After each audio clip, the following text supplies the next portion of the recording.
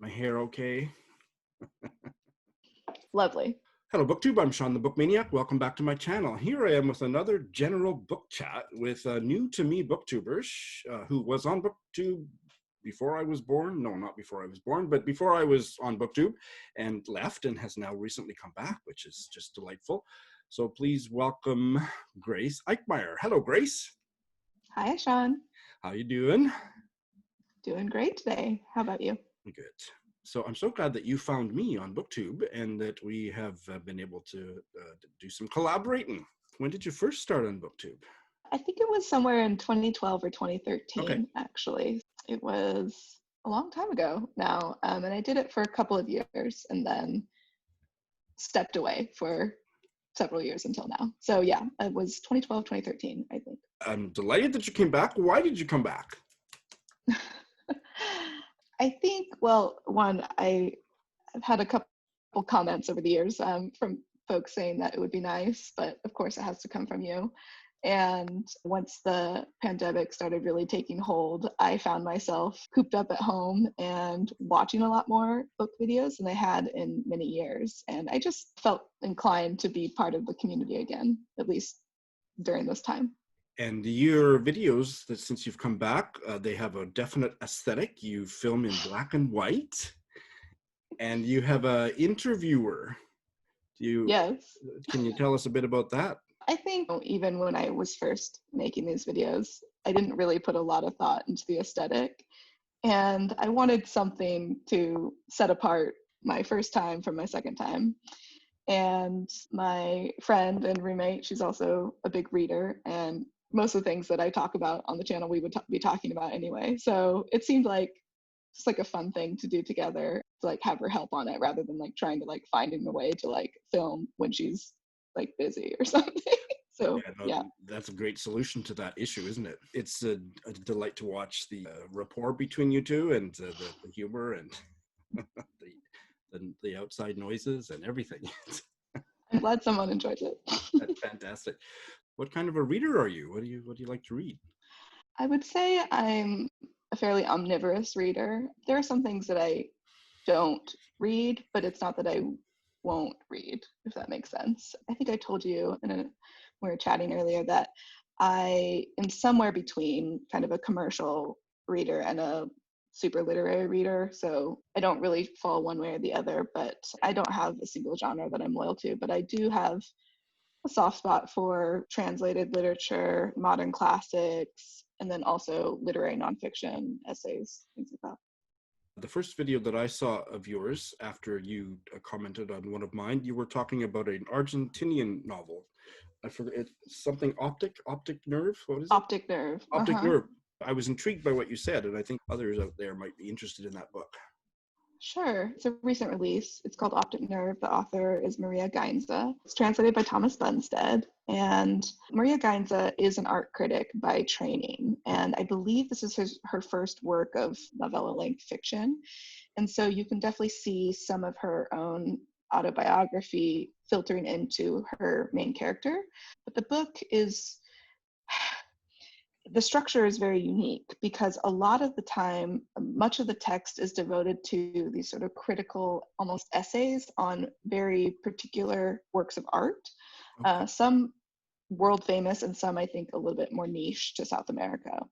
And she uses these pieces of art to just sort of give you a sense of this woman's point of view, because you don't actually really get to hear much from her directly, and she doesn't interact with very many people throughout the book. So the book is fairly plotless, but through her limited wanderings through Buenos Aires, you gradually form a picture of her. It's very interesting. I think for people who are into a little bit more experimental literary fiction or who don't necessarily need a super plot-driven story, I think it's a special book. That sounds great. Speaking of female writers from Argentina, have you read anything by Ariana Harwich? No, I've seen you talk about that book and I'm interested. I would be so curious to see what you thought of this one. So you've heard me talk about it. It's about a woman. She's Argentinian living in France with her French husband, and she is having hallucinatory breakdown episodes. And I don't feel like her mental illness is being mocked, but there's a lot of humor in it. And Mm, as a reader, you're so unclear of what's real and what's not real, and the writing is beautiful. Beautiful translation by Sarah Moses and Carolina Orloff. I didn't think I'd like it. I absolutely loved it. If you wouldn't mind reading it and telling me what it meant, I would be very grateful. oh yeah, I'll put it on the list. I think I might have already added it to my TBR after I saw you talk about it. That's awesome.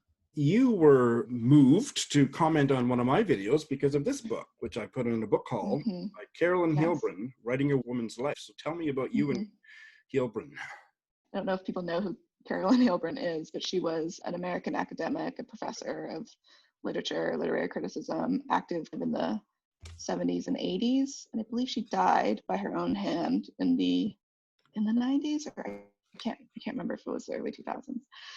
So I started reading her a couple of years ago, maybe 2 or 3 years ago now, after I read another book that you may have heard of called How to Suppress a Woman's Writing by Joanna Russ. Yes. Yes, it's great, very articulate, very to the point, and hard hitting, which is also an earlier work of sort of feminist literary criticism, I guess. So Heilbrunn is another one of sort of the towering figures, at least in sort of American academia, to sort of study this or sort of take it on rather directly. And she's written a number of books about it.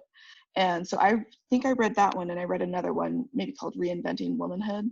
Oh. And so I might be getting like the contents of these various books confused. But I think what's really interesting, one of the things that I remember about Heilbrunn's point of view is she talks about women writers, and especially like the classics, so like George Eliot and company, right?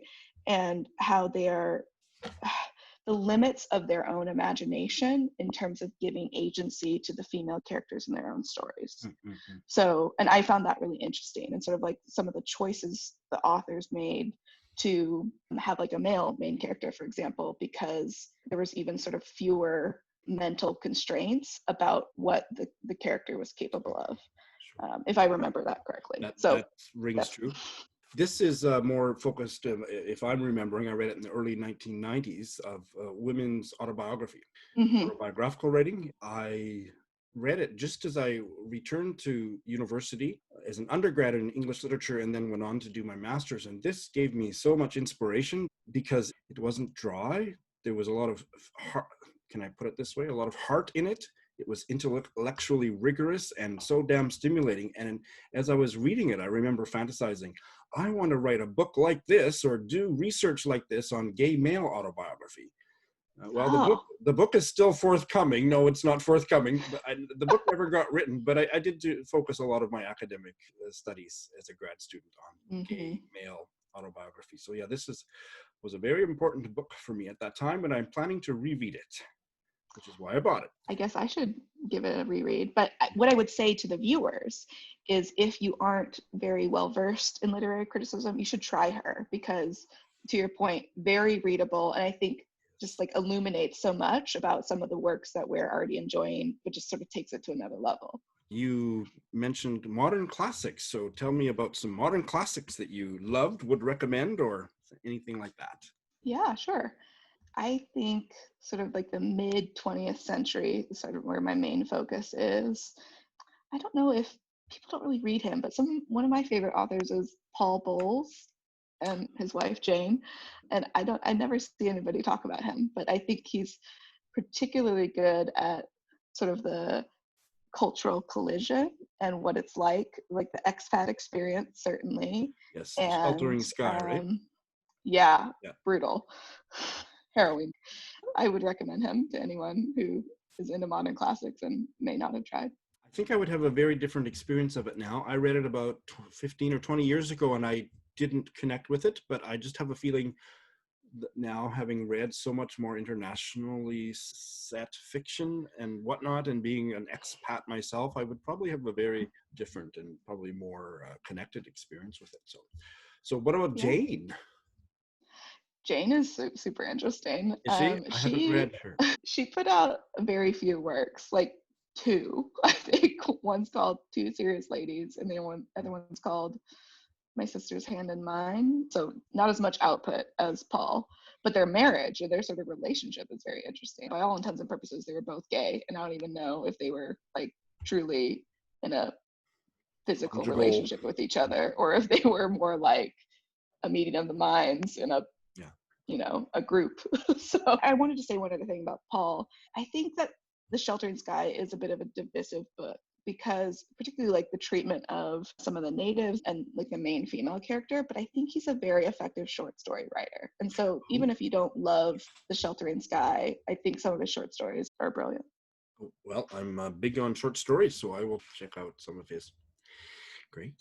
Any other modern classics?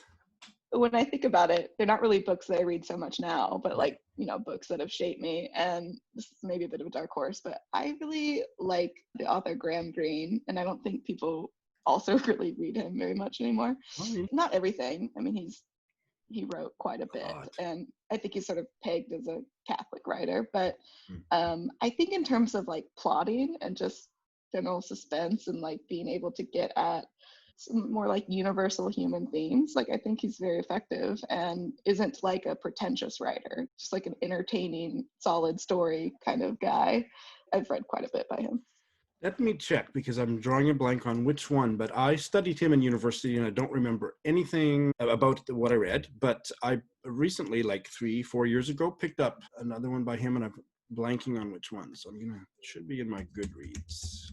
The Quiet American. Is that one that you Mm, know? yeah, I really liked that book. I haven't read it in years, but I loved it. I may well have studied it as an undergrad and have completely forgotten it, but I picked up another copy and I will read it. Maybe we can make another Zoom video about it someday. That'd be fun. Yes.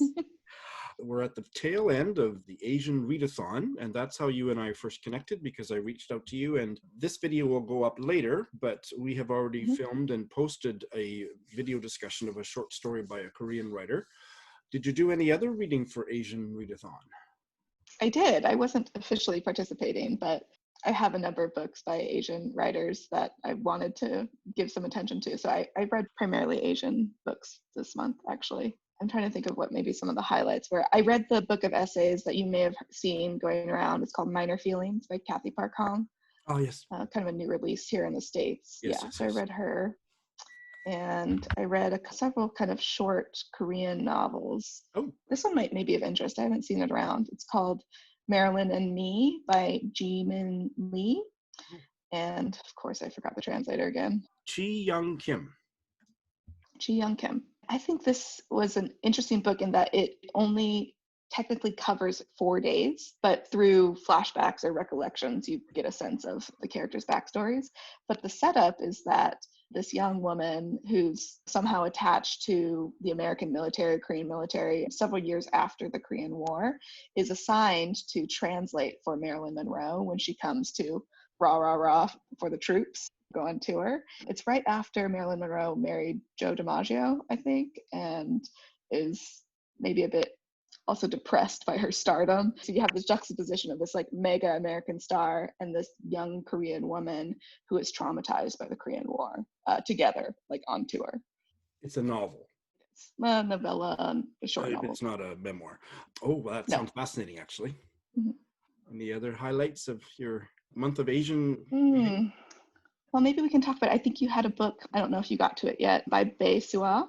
No, I didn't get to it, and I won't get to it this month. Have you read it, or? Yes. So I don't think I'm reading the one that you mentioned, but I've read 2 books by her now. The ones I read were Untold Night and Day, which I've seen quite a bit on Booktube, and a longer book by her called Recitation. I Okay. think they are both translated by Deborah Smith.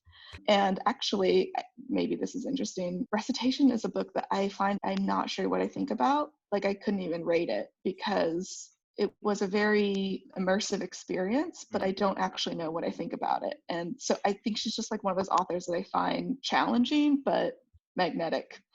Very interesting. The one that I had on my TBR, potentially my pile of possibilities. That's what my friend cousin, whose channel is called Always Doing, she said, I don't make TBRs, I make a pile of possibilities. And I did preview the first couple pages of a Swaz Greater Music, and I didn't connect with the writing, but it could have just been the mood I was in that day, and I didn't get to it. But Yeah. you I read a think lot of he's Korean fiction. maybe I'm probably making it sound like I read more than I do just because of this month. But I will say that I think that she is a hard writer, and I don't know how connectable she is in translation. She has repeated themes that she's really into, and I actually think Untold Night and Day is a little bit more accessible based on just the two I've read. So I don't know about the Greater Music. I will give her another try.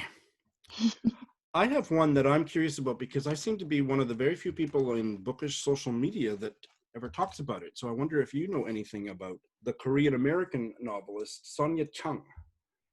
Oh, This is her I second have not. novel. It's called The Loved Ones, and it came out, I think, 2016. Yep. It was flawed, but it's a novel that I can't stop thinking about. It is about Korean Americans and African Americans. And all of the Okay. characters are so believable and so deeply portrayed. The young Korean teenager is basically a nanny for the children of a biracial couple. The woman is Caucasian and the man is African American. And there is let's see, how much do I want to say about it? I'll just say a tragedy occurs, and it's about the aftermath of that tragedy. And wow, I loved the writing. I loved how deeply the characters were portrayed, and it's got some very controversial themes around sexuality. And I have never read a book where I felt like there were characters of different ethnicities, and all of them seemed like they were true. Yeah. I have to write that down. I haven't heard of that one, actually. No, I heard about it from Book Riot, the Book Riot podcast, and I've never heard of anybody else ever reading it since. But any chance I get, I want to promote it on my channel because I thought it was a very deep and impressive novel. And I hope there will be more from Sonia Chung. Yes. Well, thanks for the recommendation. Now, if you've watched any of my videos, you know that I'm the Empress of Bailing. Are you a bailer or not? I will bail, but I would say I don't think I have quite the stats that you do. That's probably a good thing. I tend to give a book like, a good 50, 100 pages, depending on its length. And, if it doesn't grab me, it sort of depends on what I don't like about it. If I think you have another pile, like come back to later or something, or if you just think it's your mood and not the book. Yeah. Yes. So I have that too. But I think I have been guilty of reading to the end too many books that I knew I wouldn't like. Can you give us an example of one you regret having got all the way to the end of? Do you know the author David Grossman? David Grossman. Oh, Israeli? Yes. Just his name. I have not read him. This was the only book I read by him. I read A Horse Walks into a Bar. Oh, that one. Yeah, yeah, I shouldn't have done it. It felt kind of gimmicky to me. I know that it was dealing with some very serious themes and issues, but it was like watching a train wreck, and I just kept turning the page because it's very short. It's like 200 pages or under, and I was like, surely I can get through this, and it was very painful. It's about a comedian. Yes, a comedian that's like suffering a breakdown on stage. And was it actually humorous? There was one time that I laughed, actually, but it was sort of as a tension reliever. So there are moments through his performance throughout the book where he sort of like, I don't want to say like comes out of character or something, or is engaging with somebody in the audience. It's one of the few moments when he's sort of having a sincere or tender moment with someone. And there is a joke that's told during that time that I thought was funny, but that 2 sentences in a 200-page book, it's not really supposed to be funny. It reminds me of dad joke number 412. A man walks into a bar. The punchline is the lucky bastard, because none of us can go. We can't go to out. the bar. Yeah. I'm a dad joke teller. I didn't hear anything about that novel that made me the slightest bit interested in reading it. I think Camel liked it, but Oh, did he? I don't remember for certain. There was at least one positive review I saw on here that I was like, maybe I didn't get it or something. But And it yeah, won the Man Booker International, didn't it? yeah. That's a good example. And are you a one book at a time reader, or are you a book slut like me? Is there something in between? Uh, you tell me. A lot of the time, I think I am one book at a time, but it's not a hard and fast rule. It's because if I'm really into something, I just want to keep reading it. And if I'm reading a book over longer than a month, that might mean that something else is going on or I'm having trouble with it. But I will read up to 3 or 4 books at a time, getting things started. I think you may know, just a few short days ago, I was reading 18 books at the same time. I'm now down to about 13, so progress. Good job. Do you have a magic number? I would say a dozen is my sweet spot, but anything more than that, a lot of my reading starts to suffer, or books just get put aside for 3 weeks at a time, which is not ideal. But between 8 and 12 is really good for me. So, That's great. well, Like a maybe football just team. crazy. Audiobooks. No. Nope. I don't have anything against them in principle, but I am not a very good auditory person, Okay. actually. So, like, even podcasts, like, I don't listen to podcasts. I don't really listen to, like, talk radio or anything because I can't, my mind wanders. So, you might say, oh, you should work on that and, like, get used to doing it. But I'm just, like, too visual that I've never been able to do audiobooks. Yeah, that's fine. To me, it's very subjective. It just depends on the audio narrator's voice. If it's a voice that I can't help being riveted by, then it's a great experience, but that's rare. So you were away from Booktube for quite a while, and now you're back. Has anything changed besides my illustrious presence? That's a change for the better. You know, I think it has changed. I think it's a lot bigger now, from what I can tell. There's just a proliferation of channels and the types of people. And I will say, I think that some of the genres or some of the types of reading that nobody talked about 7 years ago has become like almost mainstream now. I think the one example of this is like I see a lot more particular genre focus. So either romance exclusive channels or mysteries and things like that. And those were very few and far between, if in existence at all. The other thing that I think has changed, but I'm not sure because it's just like my very limited experience, is there's this almost like quest for novelty. So in some of the video, there's a lot of like gamifying of your reading, which I find interesting because I don't do that.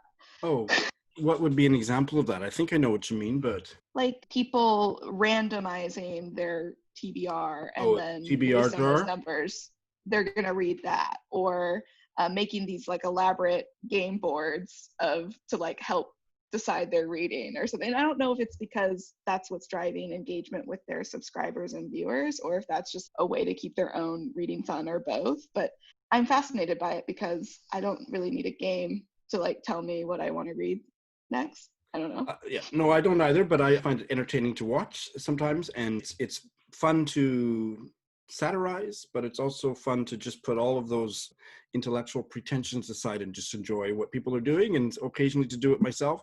There is a famous booktuber, I don't even think I'm going to name him here for the purpose of this discussion, that is very sarcastic in the way that he derides all of those things, and so we actually made a readathon based on everything that he hates about those. And we made a bingo card for the readathon, and it just drove him up the wall. It was quite a delight to do. I think I know. I think you know who I'm talking about? Yeah, Adam. One of the squares on the bingo card was a book that Adam hates. And that was, for me, Sally Rooney's Normal People. I read it. I saw you posted something. Actually loved it, so. Really? I think my friendship with Adam can only be talked about in the past tense. How about you and I? Are we good? I very mixed feelings about that Did book, you? honestly. I haven't talked about it on my channel, but most of my friends, like, you know, it's very popular. Many people or most people in our bookish sphere have read it, right? I think that Sally Rooney is a talented writer, and I think that she's able to evoke this sort of like presence and absence in relationships. But I didn't really find the two main characters, I didn't find them that compelling. So I don't know where I fall on that. That's It was interesting. fine. I mean, there's a lot of people out there that have an even more strongly negative take on the book, so you are in good company. Hmm. I had the opposite experience. I fell in love with both characters, especially Connell, but both of them, and they were like four-dimensional for me, and I was Hmm. emotionally invested to the point where it was a shattering experience to get to the end of that novel. So, Oh, yeah. It's heartbreaking to watch them both when they're together and when they're apart. I don't disagree about that. but it didn't click for you on a deep level. Yeah, it really did for me. I was surprised. I was fully expecting to hate it, but you know, I was willing to sacrifice my friendship with Adam and just sink into the novel. It's nice to be wrong and to love something That's right. more than you think you will. You talk a lot on your channel. I've watched several of your videos to prepare for this chit chat, and you chart your own path as a reader. You're not so fussed about book prizes and what's popular. I like that about your reading life and the videos that you make. What's next? In I would general, say for your related. channel, if you have any ideas about where you're going to go or what kind of videos you might make, and also what's next on your TBR. Yeah. Or are Yeah. you just No, going to all pull a good title out questions. of your TBR jar? My jar. No, I don't have a jar. Well, for my channel, I think I'm going to continue doing it for as long as, you know, I want to, and it's fun. I kind of started doing this thing, which is kind of hard when you're starting up again and nobody watches, where I'm trying to like answer people's questions or like make a video based on something that they directly want to see. I think it's kind of nice to have like a one-on-one kind of feel. A couple people have sort of asked me questions that are fairly hard hitting that I need to work on a little bit. And then Dee Dee asked me to go into more detail on some specific prizes and my thoughts. So I'm working on that. Great. Well, I'm looking forward to that. Yeah, a lot And, to talk about there. so for my subscribers, you must go check out Grace's channel and maybe leave comments either on this video or on some of her other videos, and she'll make a special video just for you. I will. Yes. Custom, And then in custom terms of ordered. what I'm reading, I have no idea. I have a lot of options, but I haven't quite settled on what I'm going to read next. So Grace, you're in LA. Yes. So can you recommend any LA based writers? Sure. I'll focus on living ones. There's an American writer named Susan Straight. I don't know if people know who she is. I think she's teaches at writing at UC Riverside, and she's big on representing Riverside and San Bernardino. And she's written a lot of novels, but she came out with a memoir last year that I'm very interested in, but let me, full disclosure, I have not read. It's called In the Country of Women. And she's sort of tracing her family lineage, and particularly of her in-laws. She married a Black man whose family settled in LA through the Great Migration. So that would be one. And then the second one would be a writer named Amina Kane, who has a novel out this year called Yes. Indelicacy. And Yes. I'm almost positive she lives in LA. Okay. Have you read it? I have. And it was good? Yes. Would recommend. Right up there with Optic Nerve. Oh, great. Yeah, I heard a little bit about it when it came out. So, well, Grace, it's been a delight to have you, and I hope you'll come back and we can chat more another day. But in the meantime, I'm looking forward to seeing what black and white chats you have on your channel. Thanks, Shawn. It's Thank been a you. pleasure.